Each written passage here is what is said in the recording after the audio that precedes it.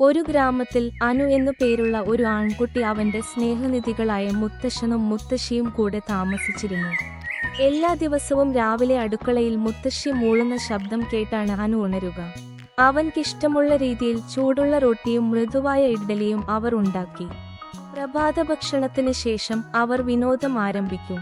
അനുവും മുത്തച്ഛനും കളിപ്പാട്ടങ്ങൾ കൊണ്ട് ടവറുകളും റോഡുകളും ചെറിയ കളിപ്പാട്ട കാറുകളുമുള്ള നഗരങ്ങൾ നിർമ്മിക്കും. ഉച്ച കഴിഞ്ഞ് അവർ മരത്തിന്റെ ചുവട്ടിൽ ഇരുന്നു. മുത്തശ്ശി ബുദ്ധിമാനായ മുയലുകളുടെയും പറക്കുന്ന കുതിരകളുടെയും കഥകൾ പറഞ്ഞുകൊണ്ടിരുന്നു. അതിനിടയിൽ അവർ ചിപ്സും പലഹാരങ്ങളും കഴിക്കും. അവർ പാട്ടുകൾ പാടി പുഞ്ചിരികളോടെ കൈയടിക്കും. അനു അടുക്കളയിൽ പോയി ഒരു സ്റ്റൂളിൽ നിന്നുകൊണ്ട് ഭക്ഷണം ഉണ്ടാക്കാൻ മുത്തശ്ശിയെ സഹായിച്ചു. മുത്തശ്ശി അത് അഭിമാനത്തോടെ നോക്കി നിന്നു. സൂര്യൻ അസ്തമിക്കാൻ തുടങ്ങി.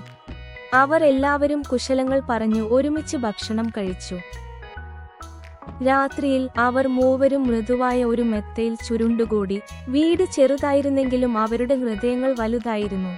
കഥകളും കളികളും രുചികരമായ ഭക്ഷണങ്ങളും നിറഞ്ഞ ആ ചെറിയ വീട്ടിൽ സ്നേഹവും ഊഷ്മളയും ലളിതമായ കാര്യങ്ങളുടെ മാന്ത്രികതയും കൊണ്ട് അനു തന്റെ ബാല്യത്തിലെ ഏറ്റവും സന്തോഷകരമായ ദിവസങ്ങൾ ജീവിച്ചു.